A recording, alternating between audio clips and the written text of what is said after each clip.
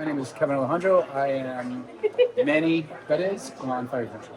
And my name is Lauria, and I play Boone on Sheriff.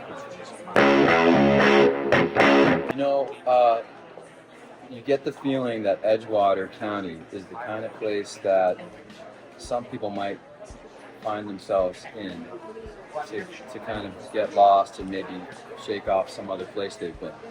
And as the season unravels, you begin to learn more about some secrets about where my characters come from and what he's hoping to maybe escape. And I think what makes it really interesting is it's just such good fodder for drama and tension because it is such a small town. And when law enforcement is involved and you're knocking on that door and it's somebody that you grew up with or somebody that you might have dated, it just complicates things, the complexity of it.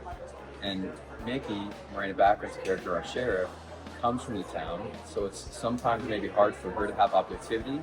I don't come from the town, so sometimes maybe I'm thinking I'm a little bit too hard-hitting with it. And I think the journey for me to find my way into more small-townness. And so I think it's a great balance that you guys have. I'm speaking from the director's perspective and being able to play with both of them. He directed our second and third episode. I did, and because she is from the town, every relationship needs a yin and a good balance, and I think that you really complement that together. So, yeah, it's a good dynamic. You guys are a great team, man. I just freaking love it. Exactly the answers in your question. What excites me about this world is the fact that we get to introduce Sheriff Country. We get to introduce the other corner of it. We have people who save the day, and heroes, saving lives, putting out fires, medical. Then you get the sheriff's one who come in and really put themselves at risk to step in the line of literal death for you, and it's for the community. I just love the world that was created by Max and by Joan and by Tony. Predominantly for Max, this is loosely based on some things that he had in Black he lived in Northern California, which is where Fire Country started. So it's just a real honor coming to a small town to be part of something that has a truth to somebody and being able to be recognized as part of that truth. Darker side of Edgewater.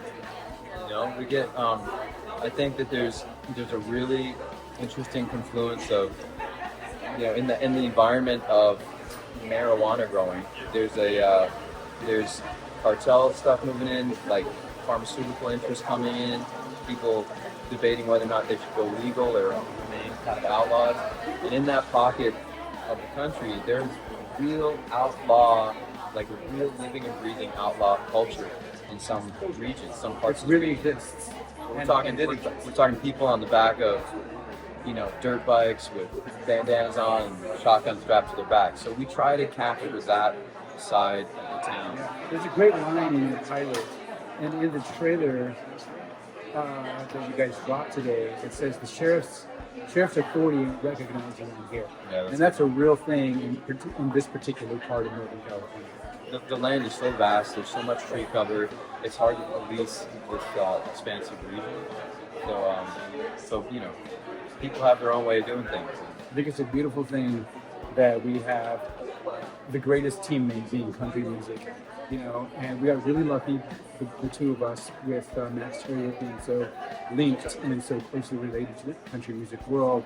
He loves the music and happens to have good friends who are willing to trust his vision of being part of the world. So I think our show is very musically driven, and I think it's so important. Music moves me as an individual, and I think it really carries our show in a way that makes the vast majority relate to it.